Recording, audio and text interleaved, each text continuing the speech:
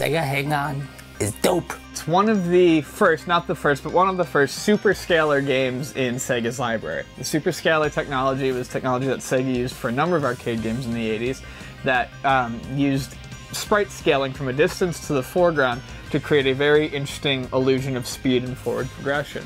There's both the stand-up version of the game, where you just had to do little mic handlebars, but then there was the sit-down one, where it was almost like a full-size freaking motorcycle. Yeah, you lean in and out. And it had the little monitor basically built into the freaking little bike. I mean, it was a more interactive experience than just moving a joystick. I played it on the Sega Master System at home. It just wasn't as good, but it was pretty cool. I liked the music and the explosions when you hit anything, because you blow up just like in real life. Yeah, Yu Suzuki, one of the first of the games that he put out that had that really immersive element to it. Definitely a great way for Sega to try out new things with this technology that they were working on, and better things would definitely come from it. Re-experience the mind, unbounded. Amiga, the first personal computer that gives you a creative edge. The Amiga was a series of computers that were launched beginning in '85 by Commodore that they're just personal computers. The package you got in the Amiga for the money was really great with the sound and its graphical capabilities, which means that it immediately became a very popular platform for video games. It was a custom chipset made for it, and it produced some really high quality home computer games. I mean, the difference between what the consoles could do and the computers can do was expanding. The visual difference in quality between that and the other computer games, like the IBM systems at the time, or the Apple, II, it blew them away. The word Amiga was chosen not just because it means girlfriend in Spanish, but also because it comes before Apple if you're looking at a list of computer names. Sneaky. There was no problem seeing an Apple II as a computer that could do games and business, but Commodore's computers always seemed to carve out a niche as gaming machines, which, like I said, makes them even more specific in their group, which just means there wasn't, at least in the US, not a ton of widespread usage. Yeah. They kind of became a really popular de facto video game platform as well, especially in Europe. The Amiga had a lot of great games on it, some of which were ports that were found on other systems like Rainbow Islands, New Zealand Story, Lemmings, but those games you could find anywhere, I suppose. It sold millions and millions of units. It's very impressive for a burgeoning personal computer market that really only started to trickle in the 70s, but kind of exploded more in the 80s. I was jealous of people that had an Amiga at the time. Right. I was.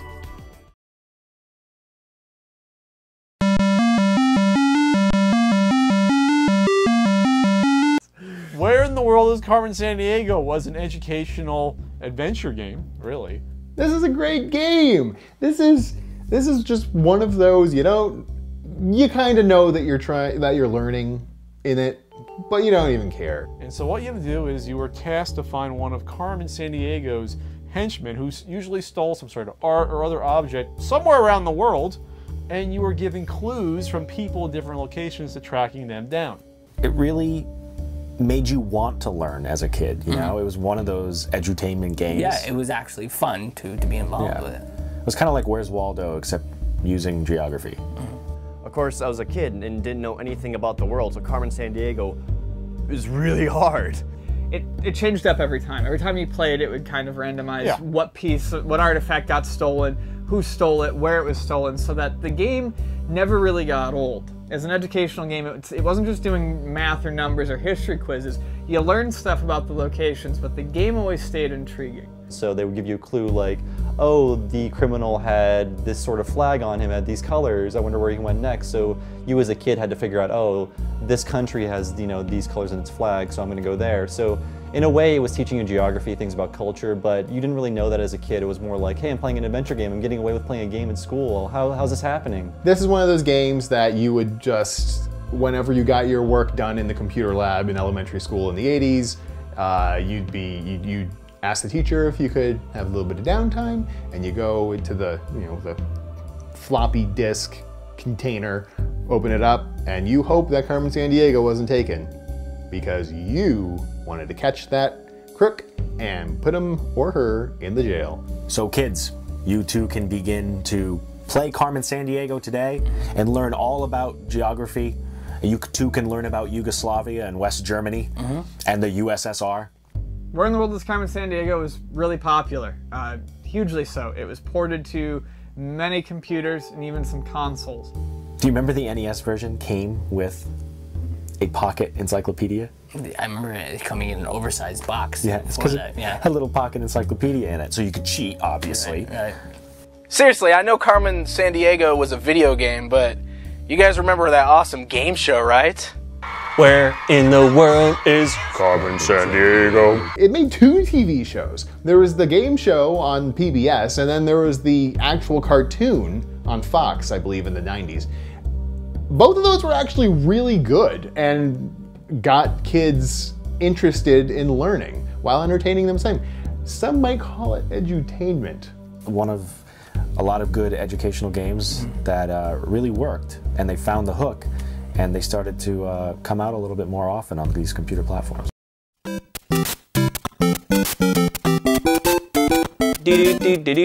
Super Mario Brothers. That was the game that brought back video games in North America. I'd say just about every gamer has played Super Mario Brothers. It's the grandfather of platforming games. This was Nintendo's, you know, welcome to the world. It was like, this is our killer app. I mean, this was beyond anything that we had seen in a video game before this.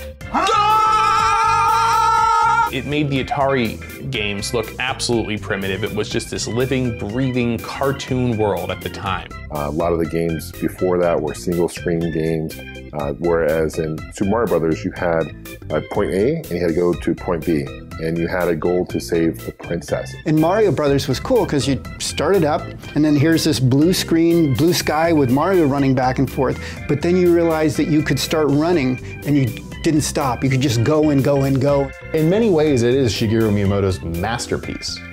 It's just, you can pick it up and you can play it. I'm not sure what Miyamoto was thinking in crafting something so elaborate and so involved, but in creating Super Mario Brothers, he sort of made the template for what a video game should be. Super Mario Brothers really was the first game that created a story and a world for you to go into. We accept the game now at face value, but think about how weird it is. It stars a plumber who hits blocks and mushrooms come out, which he eats, and then he gets bigger, and then he fights like a turtle dragon. It's really weird. Of course, you're trying to save Princess Toadstool from the evil Bowser in the Mushroom Kingdom. The game doesn't really explain how you get there, but you know, the story somehow works that, you know, plumber Mario and his brother Luigi trying to fix some plumbing, get sucked down a pipe, and they get warped into the Mushroom Kingdom. A very lengthy game if you went from start to finish. And most games were, you know, fairly quick games at that time, and you could beat them in a couple minutes. Going through that game, dude, like freaking the 8th world, dude, the game's not hard. When you're 7, it's hard. So many people take for granted about this game today is what made it the ultimate video game playground when it came out. There was just so much to play with and toy with. And it basically stated, okay, video games, they need to be long, they need to have secrets, they need to get people talking. We're talking some levels are underwater, some levels are at night, some were in the clouds, some were over a bridge, and some were actually in castle dungeons. You get to the end of that first castle, you got that weird mushroom guy standing there. Sorry, Mario, the princess is in another castle. All right, jerk, show me where the next castle is. By reusing assets, it makes a very colorful and inviting world. I mean, look closely. You got the clouds. They actually look like the little trees in the background. They're just a different color. The controls were so precise and really took advantage of the new control D-pad that Nintendo was trying to push out there, and it really showed it off. Hidden rooms. Yeah, you went down pipes into the underground. You found beanstalks that took you up, and you felt like everything, when you first saw it, you were the first to discover it, as if like, this is hidden. The game actively encouraged exploration. It encouraged you to say, what does happen if I break this brick and jump up through the ceiling? I remember the first time I got to the warp zone, I felt like I had found something I wasn't supposed to. I was breaking the game, getting to the warp zone. It's a secret. You're not supposed to go there. How about in level 1, 2, you could hit the bricks at the top of the screen screen and run on top of the screen, and you're running past all the information. You're running past your score and everything. Yeah. That's insane to see that. I remember reading in Nintendo Power about the minus level where you've got to jump on 1, 2 and hit your head on the back of the block, go through the wall, and then go through the warp pipe, and you were in an endless underwater level called the Minus World. Everybody remembers the theme song. Everybody knows the theme song to Mario.